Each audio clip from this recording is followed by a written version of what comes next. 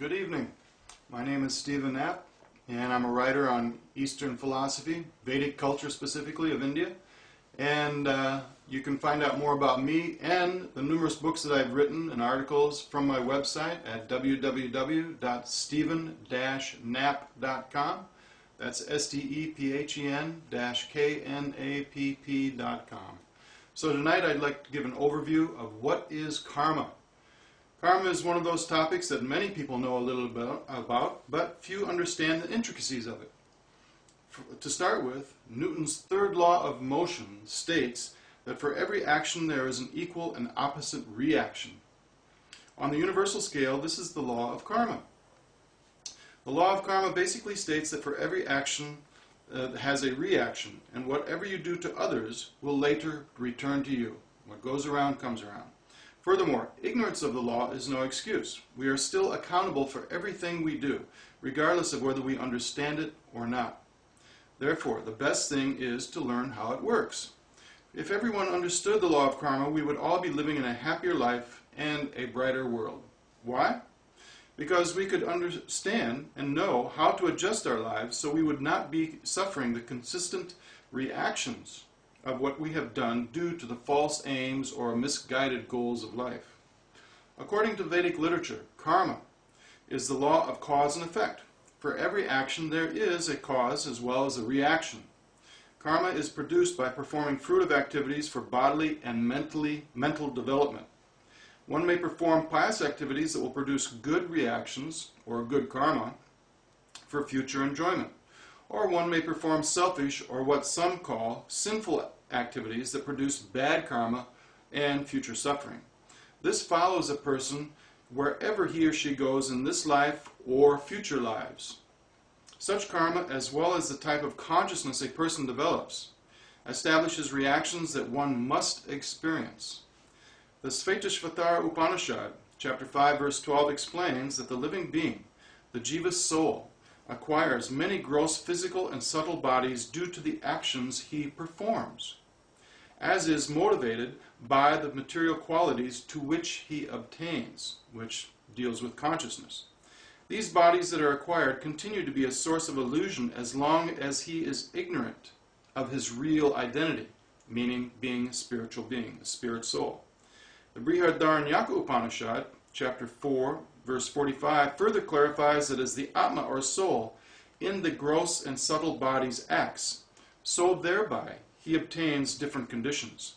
By acting saintly, he becomes a saint, and by acting immorally, he becomes subject to the karmic consequences. In this way, he accrues piety or the burden of impiety accordingly.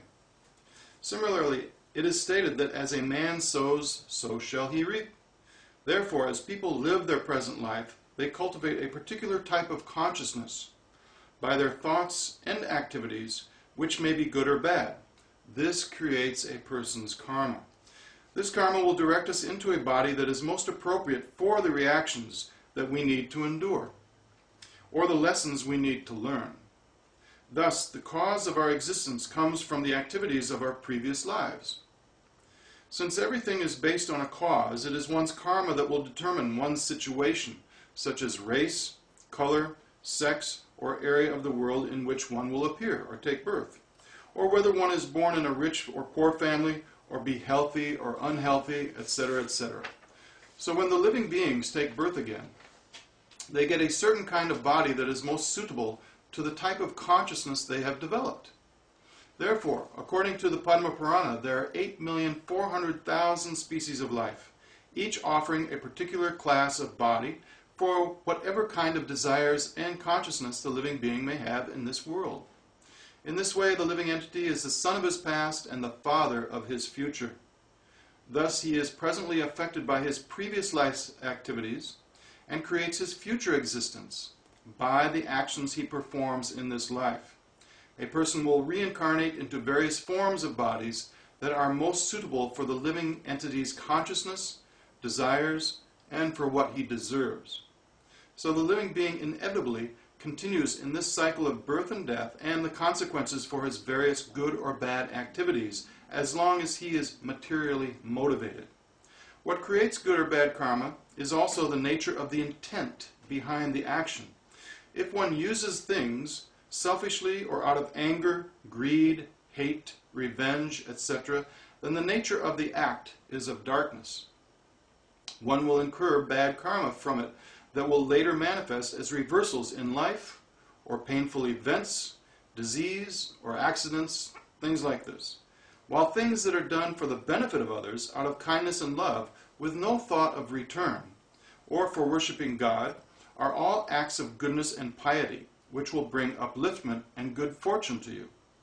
However, if you do something bad that happens because of an accident or a mistake, without the intent to do any harm to others, the karma is not so heavy. Maybe you were meant to be an instrument in someone else's karma, which is also affecting yours or a part of yours. It will take into consideration your motivation.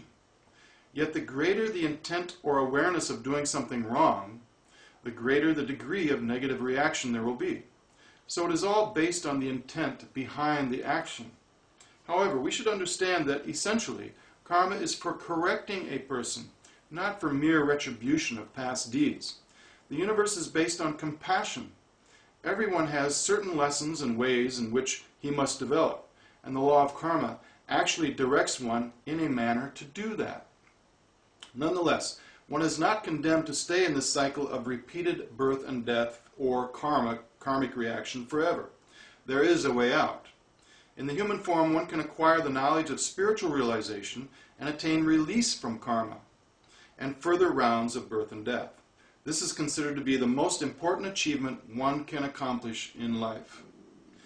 So this is why every religious process in the world encourages people who want freedom from earthly existence not to hanker for material attachments or sensual enjoyments, which bind them to this world, but to work towards what can free them from further cycles of birth and death.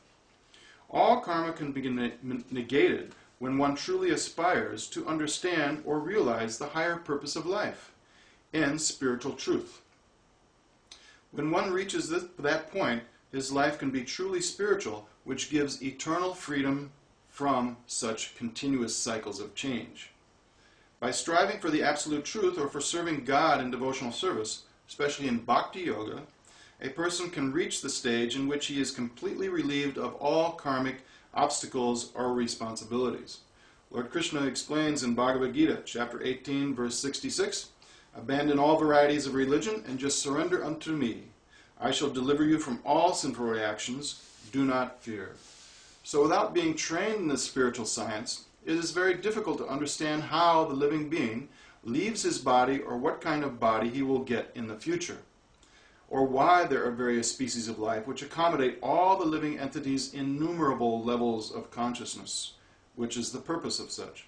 As related in Bhagavad Gita also, those who are spiritually ignorant cannot understand how a living entity can depart the body at the time of death, nor can they understand what kind of body he or she will enjoy while under the influence of the modes of nature, the material changes.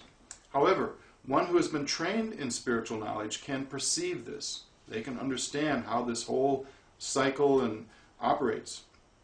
Thus, we can encourage everyone to understand the law of karma more completely and how one can engage in the devotional service of the Lord in order to become free of all good or bad karma and develop a purely spiritualized consciousness. This is real freedom and liberation from all material limitations by which one can reach the spiritual strata.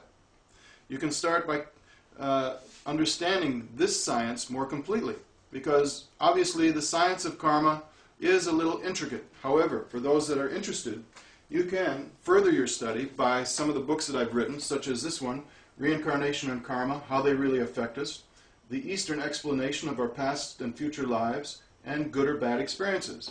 Or this one, for example, The Secret Teachings of the Vedas, The Eastern Answers to the Mysteries of Life. These will definitely give you a much deeper understanding of what karma is, how it affects us, what reincarnation is, and these particular topics. For those that are interested, you can go to my website at stephen-knapp.com, and I'll be making a few other presentations in this regard. So thank you very much. I hope you found this helpful, and we'll see you again sometime. Namaste.